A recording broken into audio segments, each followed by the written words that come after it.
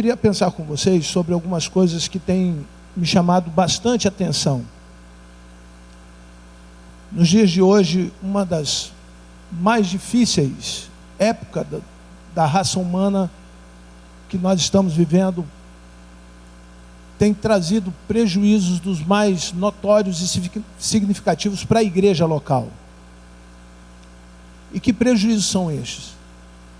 Pessoas adorando um Deus onde muitas delas estão bem longe de Deus e não conseguem experimentar coisas específicas, coisas especiais da parte de Deus.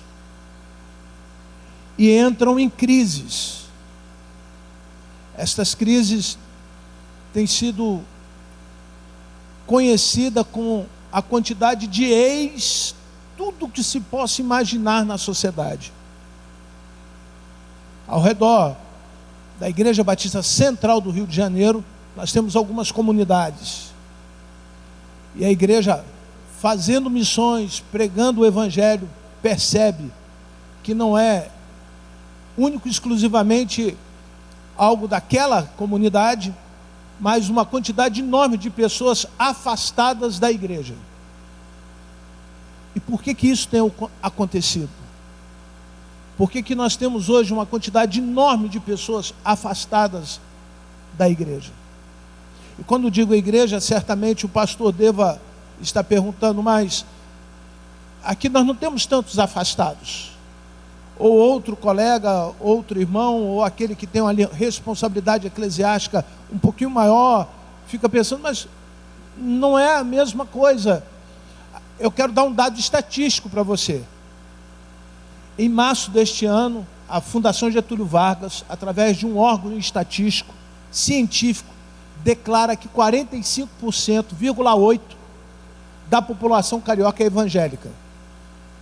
E pelo menos 83% dessa população dita evangélica está fora da igreja. É um dado científico. Ele pode ser refutado ao término de um ano na lista da membresia da sua igreja, mas não é refutado cientificamente. Ele pode ser questionado de maneira antropológica, socióloga. Ele pode ser questionado de maneira filosófica, mas não quantitativamente. As igrejas têm perdido muita gente. E para isso eu queria refletir baseado em Mateus capítulo 8, alguns versículos. E quando você começar a ler, você vai dizer, mas pastor, essa história eu já conheço. Verso 23 em diante. Então, entrando ele no barco, seus discípulos o seguiram. E eis que sobreveio no mar uma grande tempestade, de sorte que o barco era varrido pelas ondas, enquanto Jesus dormia. Mas os discípulos vieram acordá-lo, clamando, Senhor, salva-nos, porque iremos morrer. Perguntou-lhes Jesus, por que sois tão tímidos, homens de pequena fé? E levantando-se, repreendeu os ventos e o mar, e se fez grande bonança. E maravilharam-se os homens, dizendo, quem é este que até os ventos e o mar lhe obedecem? Verso seguinte, 28, eu encerro a leitura. Tendo ele chegado à outra margem, a terra dos Gadarenos, vieram-lhe ao encontro 2 endemoniados, saindo dentre os sepulcros, do qual o ponto era de muita fúria, que ninguém poderia passar por aquele caminho. Feche os seus olhos, vamos falar com Deus. Pai querido, nós te louvamos, engrandecemos o teu nome, e suplicamos, Senhor Deus, que o Senhor fale aos nossos corações. Nós compreendemos, Senhor Deus, a nossa humanidade, as nossas fraquezas, mas muitas vezes nós não compreendemos as nossas tempestades. Como é grande, Senhor Deus, o nosso desafio hoje. Numa sociedade que conhece a Tua palavra atravessada, numa igreja que tem vivido a metade do seu poder, Senhor, me perdoe, porque acredito que se estivéssemos de fato vivendo a metade do Teu poder, o mundo já teria conhecido a Jesus. Uma igreja que tem conhecido muito pouco do teu poder, Senhor. O mínimo do seu poder. E eu te louvo que mesmo assim, ela continua com portas abertas. Mesmo assim, Senhor Deus, vidas são transformadas. Ele clama, Pai, que a tua misericórdia, a tua bondade e o teu amor seja, Senhor Deus, o norte de tudo que viermos ouvir essa noite aqui. Em nome de Jesus. Amém. Amém. Amém, quer dizer, eu concordo com o que eu acabei de ouvir. Certa vez um anu foi até um papagaio e disse: você é a razão da alegria e da felicidade que eu não tenho. E o papagaio disse: mas por quê? Porque você tem duas cores. O anu é um pássaro de uma única cor. Ele não estava feliz com ele. Ele não estava satisfeito com ele. Ele não estava bem com ele mesmo. Então saiu o papagaio na floresta procurando alguma coisa que pudesse ser referência para a sua alegria e encontrou um pavão com todas aquelas cores, imponente, bonito, muito bonito. E disse então o papagaio para o pavão: agora eu sei, você é o animal mais feliz da floresta. E o pavão lhe perguntou: mas por quê? Porque você tem muitas cores. Eu também não estou muito satisfeito. Eu só tenho duas cores. E o pavão olhou para o papagaio e disse: olha, eu acho que você está muito enganado, porque eu vivo enjaulado. As pessoas, para poderem ver a minha beleza, não podem estar muito próximas de mim. Eu não sou feliz. Eu não tenho toda essa felicidade que você está dizendo que eu tenha. E virou para o anu e disse: ah, você que é feliz porque você voa, você é livre, você tem a capacidade de ir para onde quiser, você não está preso.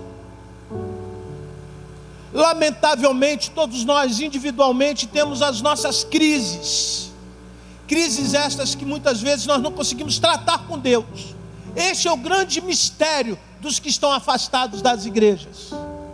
Pessoas que chegaram aqui para ver milagre e não viram, para enriquecer e não ficaram ricos, para perceber algo sobrenatural e não viu nada sobrenatural. Pelo contrário, a sua insatisfação era tão grande que ele viu que tudo era natural, era de uma cor só. Mas o nosso Deus não nos trata assim.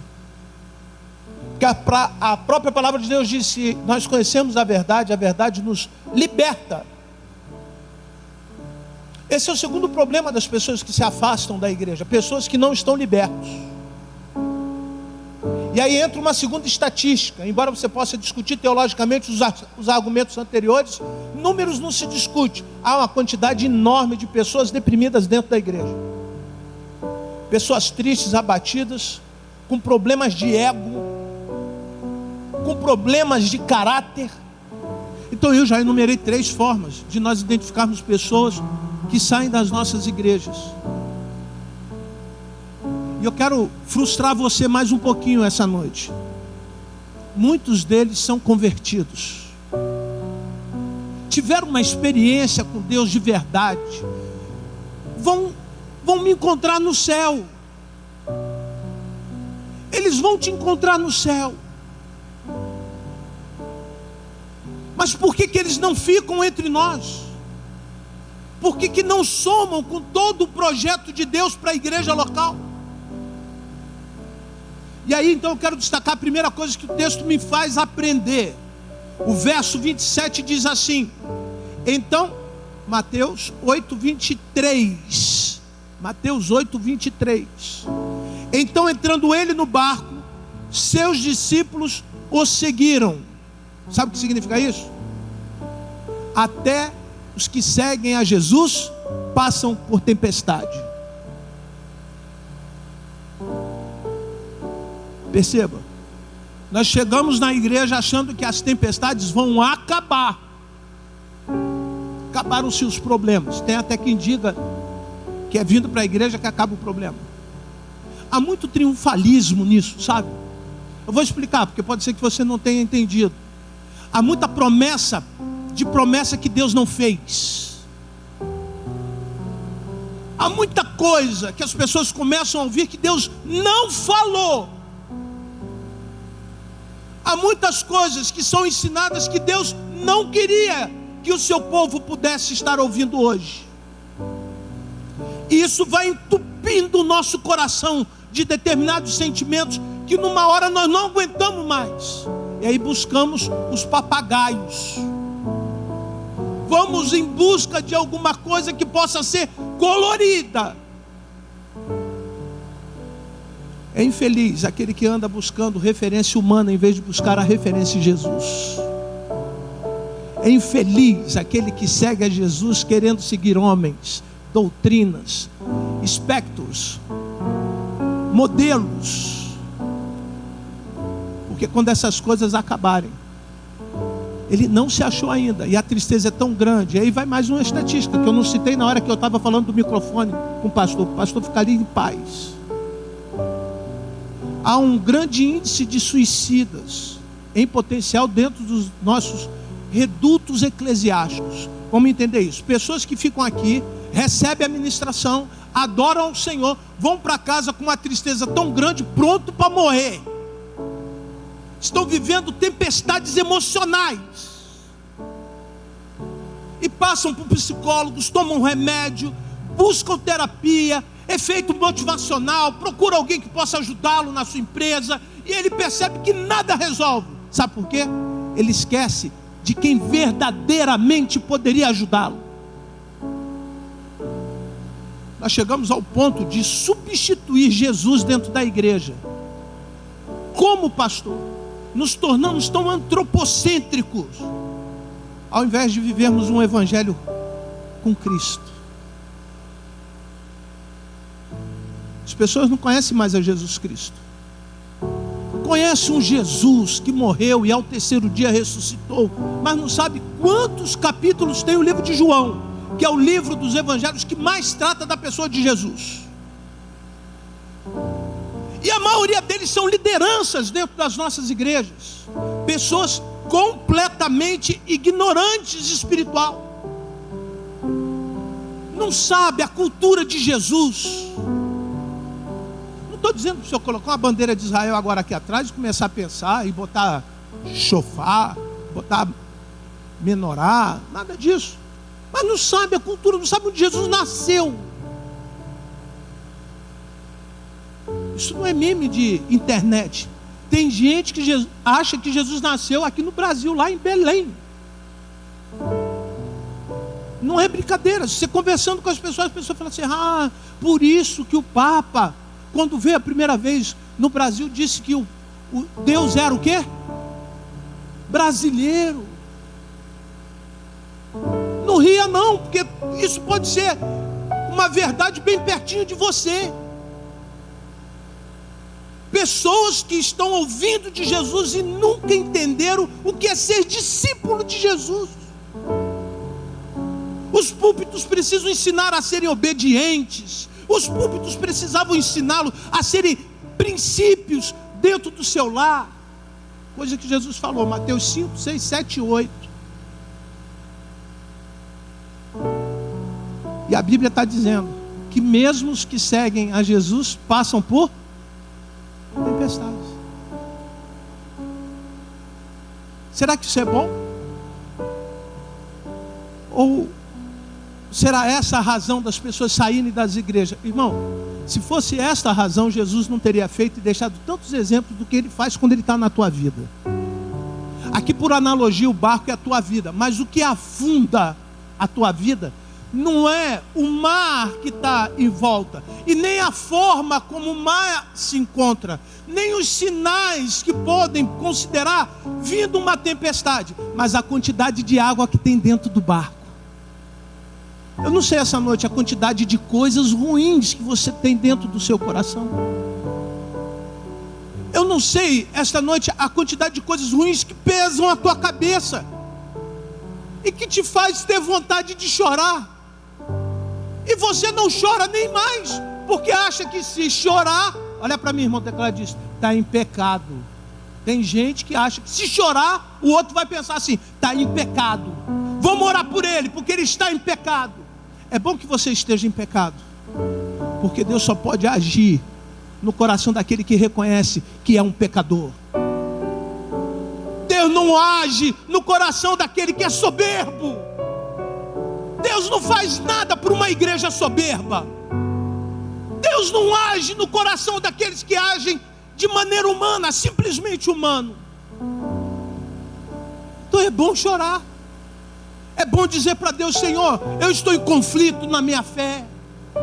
Eu estou incrédulo em algumas coisas. Eu não acredito mais naquilo que eu tenho ouvido nas igrejas. E tem muita igreja na televisão que prega 24 horas. Você vê cada absurdo, cada coisa, que eu fico imaginando aonde nós vamos chegar. E eu quero resumidamente dizer isso para você.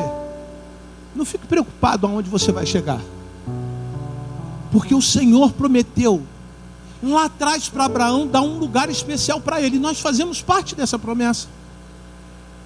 Nós temos um lugar para chegar. Se não há esperança para a tua vida no trabalho, eu quero dizer para você que Deus tem uma esperança para você aqui neste lugar. Se os médicos já tiraram de você a sua esperança, neste lugar você tem uma esperança. Mas quando eu vejo que eu estou assim, cheio de coisa no meu coração, o pastor ministrou agora há pouco no meu coração,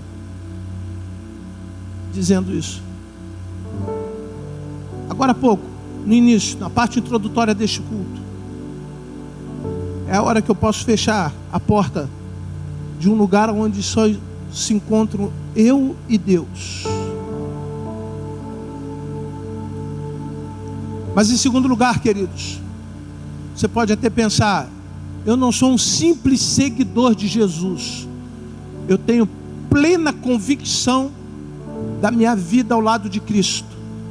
Eu não faço parte desse grupo, pastor. Faço parte do outro grupo que o senhor vai dizer agora, dos salvos. Perceba o texto, versículo 25. Mas os discípulos vieram a acordá-lo, clamando: Senhor, salva-nos, porque nós vamos morrer. Pelo menos algo de forma literal eu entendo no texto. Aqueles que estavam chamando Jesus eram o quê? Servos do Senhor Jesus. Eram salvos. Posso chegar então à minha segunda conclusão da noite. Até os salvos passam por tempestades. Não são apenas os que estão seguindo a Jesus. Até os salvos, aqueles que estão maduros, mais fortes na fé, envolvidos no ministério, participando das atividades eclesiásticas, contribuindo de maneira ativa na obra de Deus na igreja local, também passam pelo quê? Por quê? Por tempestades. É fato que muitas vezes nós precisamos agora distinguir como que um passa e o outro não passa. Mas eu queria pensar um pouquinho por que demora tanto determinadas coisas passarem na nossa vida. Primeiro, que Eclesiastes tem algo que foi dado como princípio. E o que é um princípio? Não pode ser segundo. Vamos levar isso em consideração. Porque se fosse segundo, não era princípio. Em Eclesiastes tem assim: há tempo para todas as coisas. Isso é princípio. Tempo para chorar, tempo para rir, tempo para plantar, tem tempo para todas as... E por que nós não aceitamos isso? Na grande maioria dos salvos se envolve com as coisas de Deus, e um dos grandes prejuízos da igreja moderna chama-se ativismo. É a quantidade de gente se envolvendo com coisas espirituais que não tem estrutura espiritual para se envolver. Exemplo: ministério de oração. Ele não tem estrutura para se envolver. expulsar demônios. Ele não tem estrutura. A palavra de Deus diz que a primeira vez que socorreu com os discípulos vieram frustrados, chateados. Ah, Senhor, nós oramos, não aconteceu nada. Jesus, eu penso que foi assim: volta lá, treina de novo. Tenta mais uma vez. Tenta a segunda vez. Tenta a terceira vez, a quarta, a quinta, a milésima vez. Mas não pare de acreditar. Não para de fazer. Então implica que as tempestades nos salvos, a primeira coisa que acontece com as pessoas na igreja, elas param de fazer. Alguns conseguem parar de fazer sem dar a mínima satisfação para a liderança da igreja. Simplesmente param. Não há uma motivação direta, é espiritual. Sabe aquela pessoa que você via fazendo alguma coisa e de repente você diz assim: pastor, o senhor tirou João de cuidar da porta? E o pastor: não. Mas o senhor sabe que ele já não cuida da porta há 10 dias. Entre outras atribuições, certamente tem um diácono ou uma diaconisa que toma conta junto com a equipe que está tomando conta da porta. E quem trouxe essa dificuldade então para o ministério, para o pastor local, foi o irmão. E o pastor não se ateve, não se atentou a isso. E ele vai procurar o João. E pergunta então o João assim: olha aí, João, eu estou sentindo sua falta naquilo que Deus confiou em você na igreja para fazer, como salvo. Por que você parou de fazer? Pelo menos 3 respostas eu já ouvi, depois de 28 anos de ministério pastoral, concluído agora no dia 18 de junho. 29, né, amor? 29 anos. 3 coisas eu ouço: pastor, eu estou aborrecido com o senhor.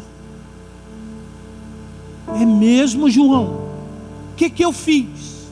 Viu? Eu fiquei 10 dias sem ir, o senhor nem notou. Olha aí. Então você está fazendo as coisas para teu pastor notar. Você está dançando para o pastor notar. Você está cantando para o pastor notar. Você está tomando conta das câmeras para o pastor notar. Você está mexendo no som para o pastor notar. Você toma conta do estacionamento para o pastor notar. Se o pastor não notou. Mas a segunda colocação que eu sempre ouço: pastor, eu tenho um problema de compatibilidade com meu irmão. Eu tenho um problema de relacionamento.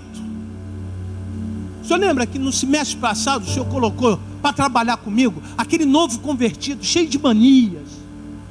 Em vez dele vir com a gravata preta, ele chegava sempre com a gravata azul.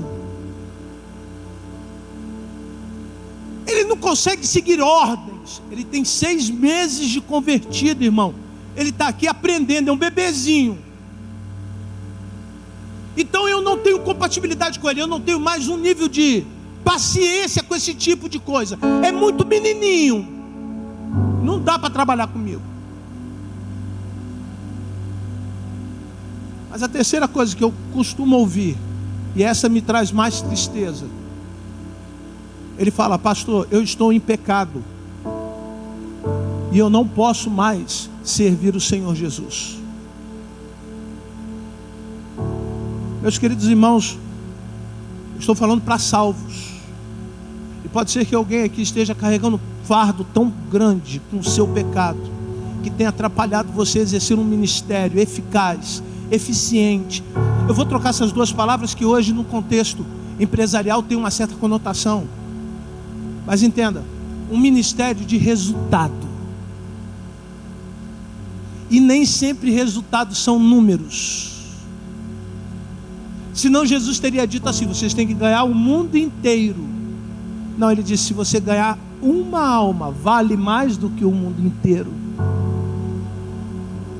Tem gente sofrendo pesadamente porque não consegue ganhar o mundo, quando Jesus está apenas esperando você ganhar a si mesmo e entregar a si mesmo e se colocar a si mesmo à disposição de Deus.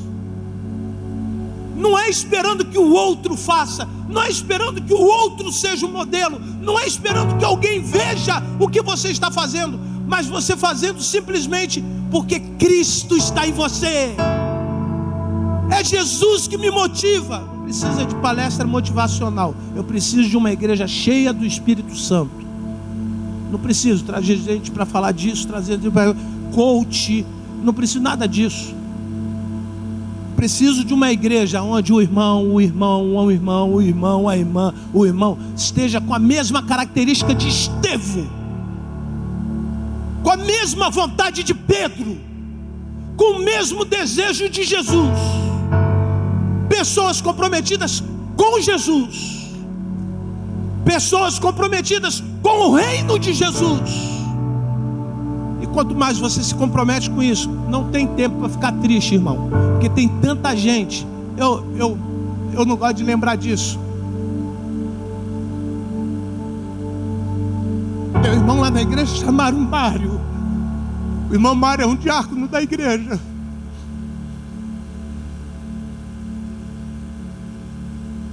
A esposa dele faz parte do ministério de oração. E de um tempo para cá o irmão Mário começou a perder as forças nas pernas. De um tempo para cá o irmão Mário já caiu 2 vezes na cozinha. E no domingo passado a irmã Berenice não podia ir mais ao culto. Ela falou: pastor, o meu marido, com seus 90 anos, já não levanta mais de casa. Mas todo dia quando ele acorda, ele ora pelo Senhor, para que o Senhor, com a sua juventude, possa continuar fazendo a obra de Jesus. Todo dia quando o irmão Mário levanta, ele pensa como deve ser difícil carregar a igreja. Perguntei: irmã Berenice, o que a senhora está precisando? Pastor, nós não estamos precisando de nada, porque nós temos a certeza que esse tempo de tempestade vai passar, e o irmão Mário, que é salvo, vai para o rei, aquele que o salvou, e vai dar a ele vida eterna, porque a alegria daquele homem chama-se Jesus. Ah, Jesus, como o Senhor é bom para a igreja, como o Senhor é bom para a igreja. Existem pessoas que estão reclamando da sua tempestade, mas não conseguem olhar a tempestade do outro. Não conseguem ver que se Deus te deu condições de levantar, o lugar que você deveria desejar estar 24 horas é na presença do Pai. Mas muitos acham que por serem salvos, tá bom, acabou. Eu quero finalizar, amados. Ah, Jesus.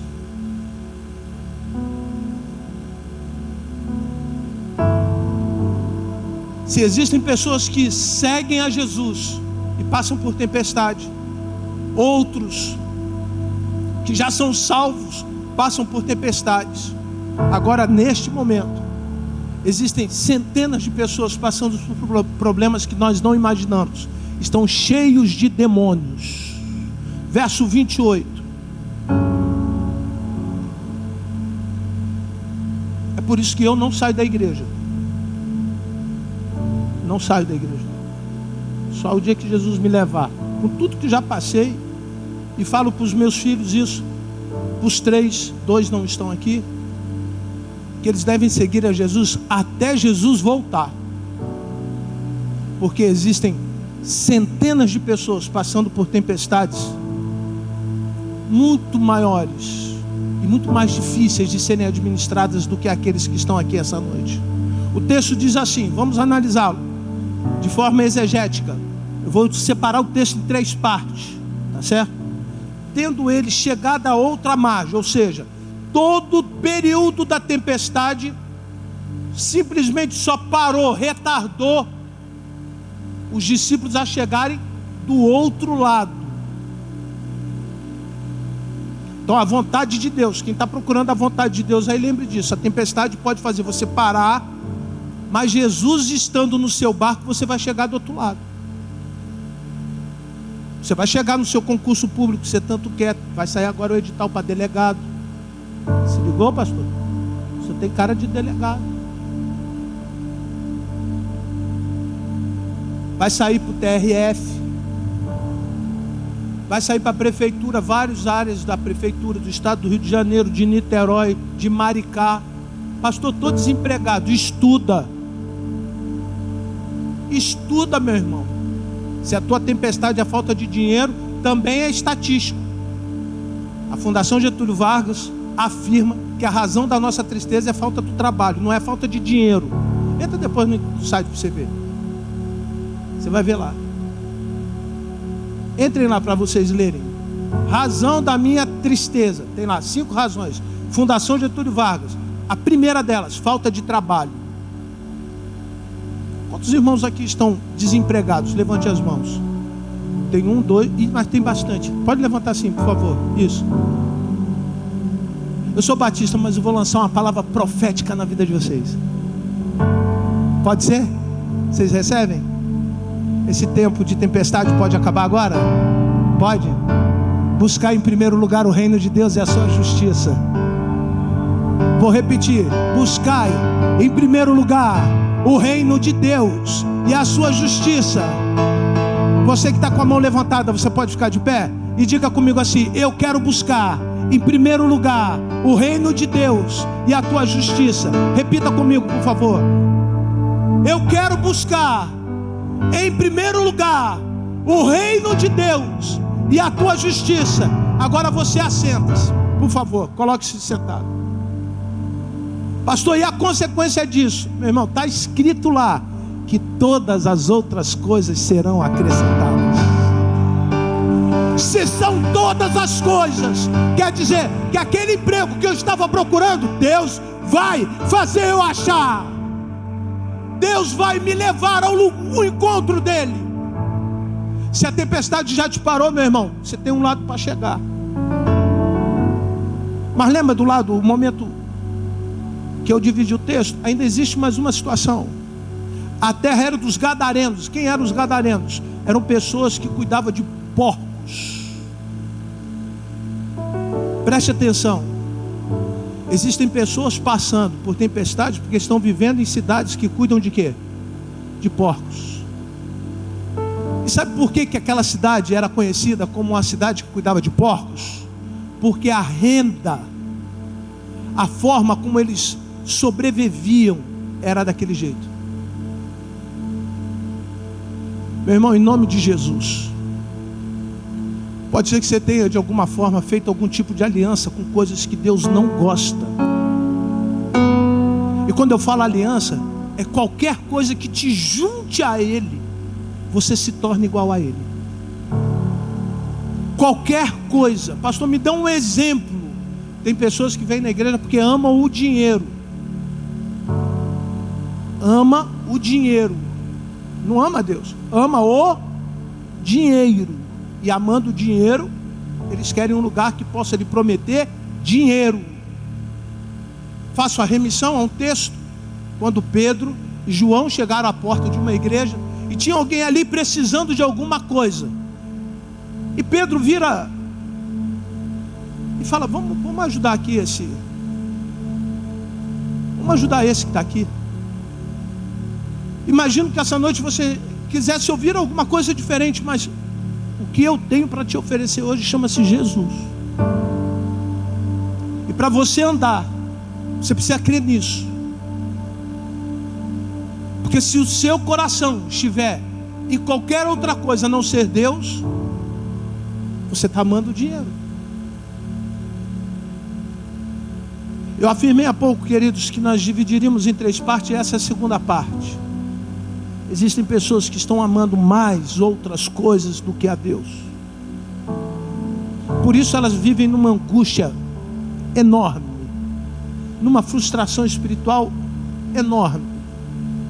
Mas também existem muitas pessoas que estão aqui cheias do Espírito de Deus, que poderão fazer a diferença num lugar onde estejam cheios de espíritos malignos. Tem tempestade porque existem pessoas com quem eu convivo, com quem você convive, que precisa muito do Deus que está dentro da gente. Feche os seus olhos. Pode ser que você já tenha chegado em algum lugar com Cristo. Pode ser também que você não tenha chegado a lugar nenhum. Pode ser que você tenha conduzido nesse momento a tua vida aos pés de Jesus. E você está dizendo para você: como foi bom eu ter vindo essa noite na tua casa, Senhor. E eu ouvi a palavra que o meu coração tanto desejava. Eu não quero seguir o Senhor, eu não quero ser um salvo conformado, mas eu preciso ser cheio do Teu Espírito, Senhor. Eu preciso ser cheio do Teu Espírito Santo, Senhor. Eu preciso querer que todas as pessoas que estejam à minha volta sejam abençoadas por mim, sejam tremendamente abençoadas por aquilo que o Senhor tem feito por mim. E aí agora, essa tempestade, ou então essa nuvem escura que está sobre a minha casa, assopra, Senhor, para bem longe. Tira, Senhor Deus, de perto, para que eu possa chegar ao outro lado, onde de fato existem pessoas perdidas, pessoas que estejam longe dos propósitos eternos do Senhor, e fazendo a diferença, Senhor Deus, nesta sociedade, mudando, Senhor Deus, o rumo da história deste país. Aleluia. Nós te glorificamos, Senhor Deus, pela vitória que o Senhor dará à tua igreja. Nós te glorificamos por aqueles que irão retornar. A tua palavra diz que um tempo em que o Senhor estiver voltando, aquelas pessoas que passaram pela igreja irão retornar a Israel. Nós te clamamos para que esse tempo seja breve, Senhor, para que esta geração que anda perdida possa se encontrar contigo, para que este lugar se torne pequenininho de tantos e tantas almas rendendo-se, Senhor Deus, aos teus pés. Ajusta, Senhor Deus, a tua casa. Ajusta, Senhor Deus, a tua noiva, para estarmos aptos, Senhor Deus, para receber do céu aquilo que o Senhor tem nos prometido. Ah, Senhor, muito obrigado, porque eu creio naquilo que o Senhor tem me prometido. Eu não abro mão daquilo que o Senhor tem me prometido, Senhor. E peço que, para a honra e glória do teu nome, aqueles que aqui estão saiam com o seu coração livres de todo peso, de toda tristeza, a ponto da glória do Senhor estar sobre eles, que eles possam contar para todas as nações, que eles possam contar, Senhor Deus, para o mundo inteiro, que Jesus está no barco deles, e que a tempestade deles passou. Teve bonança, Senhor Deus, naquele momento. Traga esse tempo de bonança, Senhor Deus, para cada um de nós. Traga esse tempo de refrigério para aqueles que estão, Senhor Deus, longe do Senhor. Aproxima-os de novo do Senhor. Resgata-os, Senhor Deus, para a glória do teu nome. É o que eu lhe peço e oro em nome de Jesus. Em nome de Jesus.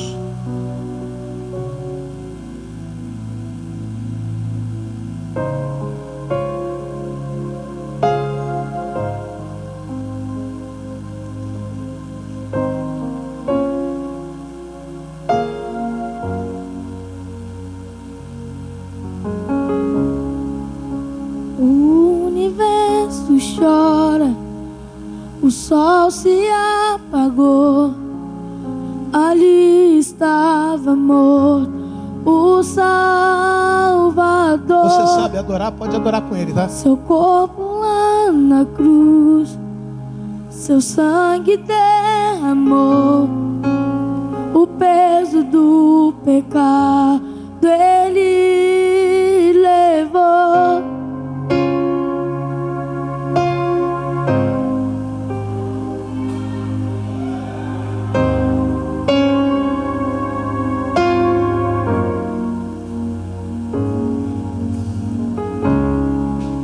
Deus Pai abandonou, cessou seu respirar, em trevas encontrou o Filho.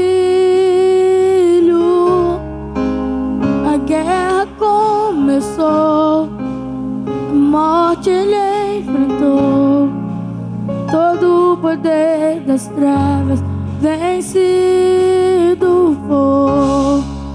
A terra estremeceu, sepulcro se abriu, nada vencerá seu grande amor. Ó morte, onde estás? O Rei ressuscitou, Ele venceu para sempre, para sempre exaltado é, para sempre adorado é, para sempre Ele vive e ressuscitou, ressuscitou. Oh, a terra estremeceu, sepulcro se abriu, e nada vencerá seu grande amor. Ó morte, onde estás? O Rei ressuscitou, Ele venceu para sempre, para sempre exaltado é, para sempre adorado é, para sempre Ele vive, ressuscitou, ressuscitou.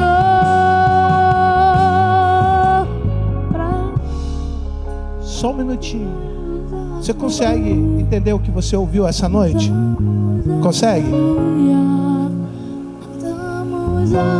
Você pode, antes de ir para a segunda parte, pode ficar baixinho, pode continuar baixinho. Isso. Antes de ir para a segunda parte. Tem coisa aí no seu barco fazendo ficar pesado. E aí, o vento, a chuva, faz você entrar em desespero. Você está gritando assim: Jesus, me ajuda. Eu quero ajudar você a tirar a água que está dentro do barco. Lembra que eu te avisei, que eu te falei? Não é a forma como está do lado de fora, é o que está do lado de dentro. Eu quero convidar você, que está passando essas coisas aí dentro, vem aqui na frente, para você cantar aleluia comigo. Para você cantar aleluia comigo. Sai do seu lugar. Sai do seu lugar e diga: pastor, eu sei que esse tempo que eu estou vivendo vai passar, mas eu tenho certeza que esta ajuda o Senhor me deu essa noite. Saia do seu lugar, em nome de Jesus. Vem aqui na frente. Vem aqui na frente. Deus abençoe. Deus abençoe. Deus abençoe. Deus abençoe a senhora. Saia do seu lugar. Ó, você não pode cantar o que você não vive. Não é isso que nós ouvimos? Nós não podemos falar o que não vivemos. Nós não podemos ensinar aquilo que nós não vivemos. Nós não podemos orar aquilo que nós não vivemos. E o que faz você entender isso é quando você coloca em prática a sua fé. Existem pessoas ainda aí no auditório que está cheio de coisa dentro, atrapalhando Deus fazer você chegar lá do outro lado. Saia do seu lugar, em nome de Jesus. Vem aqui na frente.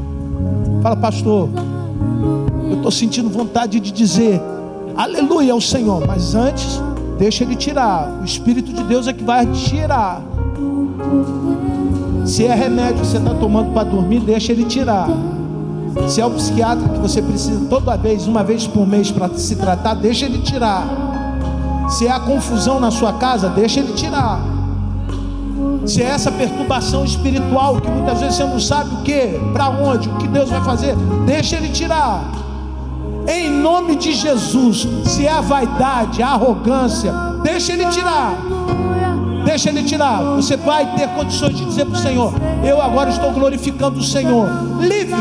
Eu sou o anu. Outros podem estar dizendo: eu sou o papagaio. E outros até podem estar dizendo também: eu sou o pavão. E eu quero dizer para você, ó, Deus está recebendo do anu, do papagaio e do pavão. Deus está recebendo. Mas todos agora Precisamos estar certos que não temos nada para nos separar do amor de Jesus. Você não pode sair daqui achando que está devendo alguma coisa para Jesus. Você tem que dizer para Jesus: Jesus, olha só, eu entendi que quando Jesus falou com eles lá, naqueles dias, tímidos, por que vocês são de pouca fé? Tímidos, por que vocês não conseguem sair do lugar de vocês? Tímidos. A igreja precisa ter autoridade, e a autoridade começa quando os que estão aqui dentro estão com o coração livre, livre para adorar, livre para clamar o nome de Jesus, livre para dizer ao mundo que eu posso dizer aleluia. Eu posso dizer aleluia. Aleluia é aquilo que os anjos declaram. Aleluia é aquilo que os anjos cantam a Deus. Aleluia. Nós queremos cantar aleluia. Nós queremos dizer aleluia ao Senhor com o coração certo. Ah, Jesus. Cantamos aleluia. Cantamos aleluia. Aleluia. Cantamos aleluia. O Cordeiro venceu a morte.